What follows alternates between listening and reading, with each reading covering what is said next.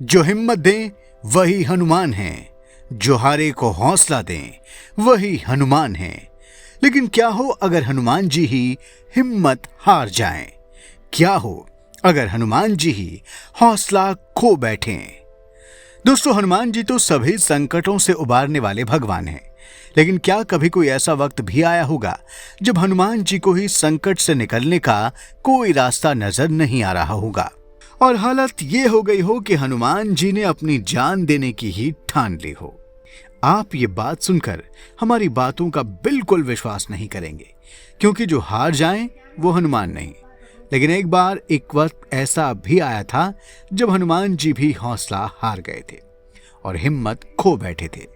वाल्मीकि रामायण, जिसे संसार की पहली राम कथा माना जाता है, उसमें एक प्रसंग ऐसा आता है जब हनुमान जी आमरण अनशन कर अपनी जान देने वाले थे, फांसी लगाकर मरने की सोचने लगे थे, पहाड़ से कूदकर प्राण त्याग करने का प्लान बनाने लगे थे।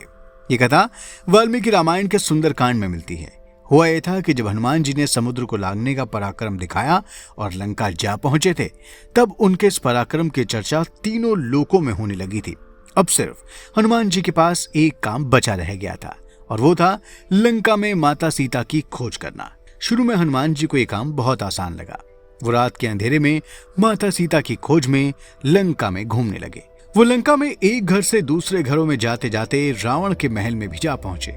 वहां उन्हें कई स्त्रियां सोते हुए दिखी, लेकिन उन्हें वहां मां जानकी नहीं दिखी।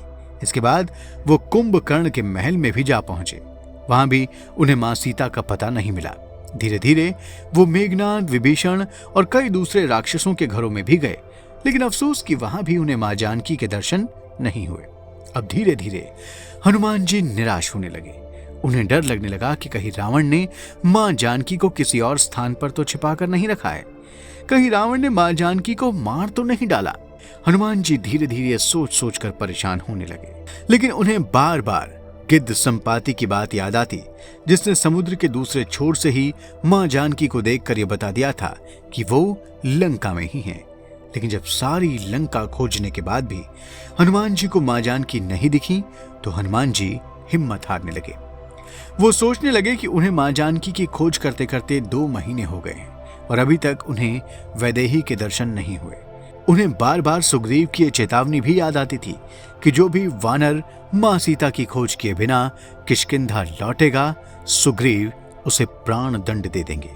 वैसे तो हनुमान जी को सुग्रीव का डर नहीं सता रहा था, क्योंकि वो खुद ही सुग्रीव से भी ज्यादा बलशाली थे, लेकिन उन्हें चिंता अपने प्रभु श्री राम की सताने लगी कि अगर वो श्री राम की मैथिली को खोजे बिना किष्किंधा लौटे, तो कहीं श्री राम मां सीता के शोक में ही अपने प्राण न त्याग दें। हनुमान जी ये भी सोचते कि अगर श्री राम ने सीता के शोक में अपने प्राण त्याग दिए, तो उनके सबसे प्रिय भाई लक्ष्मण जी भी शोक में प्राण त्याग देंगे। जब ये दोनों अपने प्राण त्याग देंगे, तो भरत जी भी इस खबर को सुनकर अपनी जान दे सकते हैं। और हनुमान जी को यह भी लगने लगा कि कहीं श्री राम और लक्ष्मण के शोक में माता कौशल्या, सुमित्रा और कैकेयी भी अपने प्राण न त्याग दें। ऐसे में खुद को ऐसी अवस्था में देखकर हनुमान जी को रोना आ गया। वो सोचने लगे कि मां सीता को ना खोज पाने की खबर श्री राम को देने से बेहतर है कि वो लंका में ही रहें और खुद अपनी जान दे दें। कम से कम श्री राम को हनुमान के लौटने का इंतजार तो रहेगा और इसी इंतजार में वो खुद को जिंदा रखेंगे। ऐसा सोचते सोचते हनुमान जी ने पहले तो खुद को भूखे प्यासे रखकर प्राण दे देने का प्लान बनाया। इसके बाद उन्होंने दूसरा प्लान ये भी बनाया कि फांसी लगाकर जान भी दी जा सकती है, लेकिन वहां रस्सी न मिलने की वजह से उन्होंने ये प्लान छोड़ दिया। इसके बाद उन्होंने ये सोचा कि बेहतर होगा कि वो पहाड़ से कूदकर अपनी जान दे दें। लेकिन दोस्तों, आखिर आप भी ये जानते हैं कि हनुमान जी सबसे ज्यादा बुद्धिमान भी हैं और उन्हें ज्ञानियों में सबसे पहला स्थान भी प्राप्त है। ऐसे में हनुमान जी ने सोचा कि प्राण देने से पहले एक बार और मां सीता की खोज का प्रयास किया जाए। ऐसा सोचते ही उन्हें ख्याल आया कि रावण की अशोक वाटिका में मां जानकी को खोजने का एक प्रयास और किया जाए।